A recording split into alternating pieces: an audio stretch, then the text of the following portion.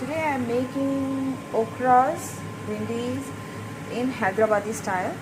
It's called Hyderabadi dahi bangan. Sorry, dahi bhindi. So let's get started. I've already roasted the bhindi and a little bit of onion in a non-stick pan, a bit of oil, and made it nice and crispy. Here I've soaked cashew with coconut in milk, and I'm going to grind it into a smooth paste. Try to soak it for 10 minutes. Here is my yogurt. I've added salt, turmeric, dhania jeera powder, little bit of garam masala and ginger garlic paste. I'm going to give a nice mix to this. I'm giving a little twist to the recipe. Normally you can add the masala with the bhindi, but I'm putting it in the yogurt. That's about it. Let's get started. Alright, I'm going to serve this with Shahi Pulao. So my Shahi Pulao is on its way, getting cooked. Okay, I've added some saffron, cashews, raisins, and I'm giving it a boil before I add the rice to the pulao. My rice is ready. This is Malabar rice.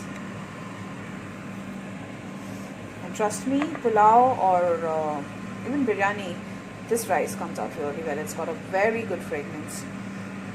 Make sure you give your yogurt a very nice whisk. There should be no lumps. Since we've added all the masala in this, including the salt, so we don't need to bother to add anything to the bhindi. You can just roast the bhindi very simply like this, just with a little onion, and roast it nice and crisp. Here's the coconut and cashew paste with milk. Okay, I've added around 1 tablespoon oil to the pan, just normal sunflower oil, and I'm going to add the ingredients first, seasoning now. Alright, there is rai, there is jeera, there is red chilies and some hing. I'm also going to add some curry leaves and some urad dal. Split dal.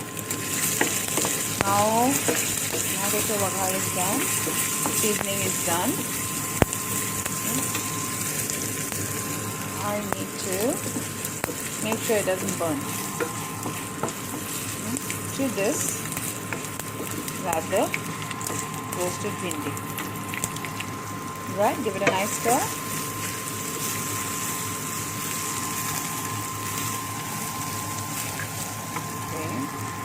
I've added the cashew and the coconut paste. Just giving it a nice stir. Just add a little water. Time to add the yogurt. Make sure you keep stirring constantly while you add the yogurt mix. Right, I've added the yogurt. Added a little bit of coriander and some spring onions. You can avoid the spring onions if you don't have them. It's just my addition, just to add some green element to this. Also, while frying the bhindi, I did not add any salt, so it remained nice and crispy. Some people deep fry it. I prefer to saute it with a little oil in a very high flame, so that it becomes nice and crispy without having to eat the deep fried bhindis. Do not add too much water, but it's your choice. If you want it runny, you can make it runny, but we are going to have it with the Shahi Pulao, which is cooking here. Just a little peep.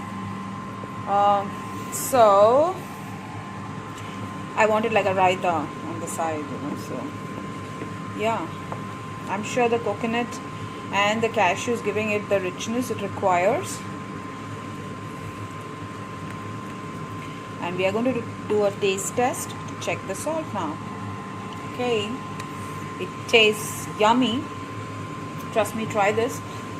The cashew and coconut gives it a very nice texture, and the flavor is something very different, like we do make dahi wala bhindi and dahi wala bangan and all that.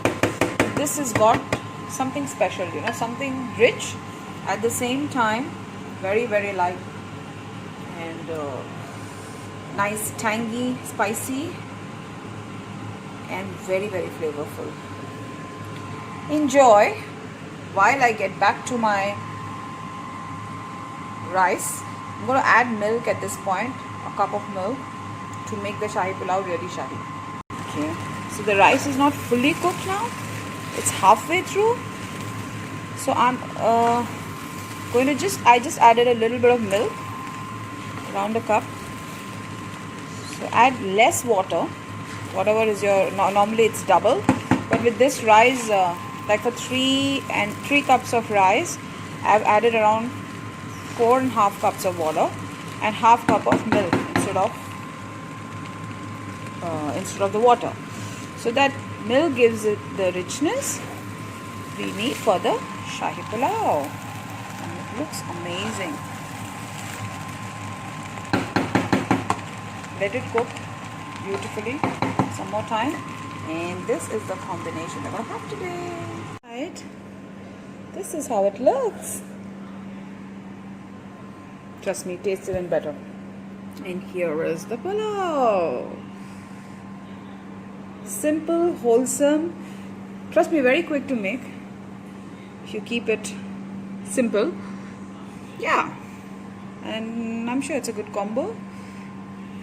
Enjoy.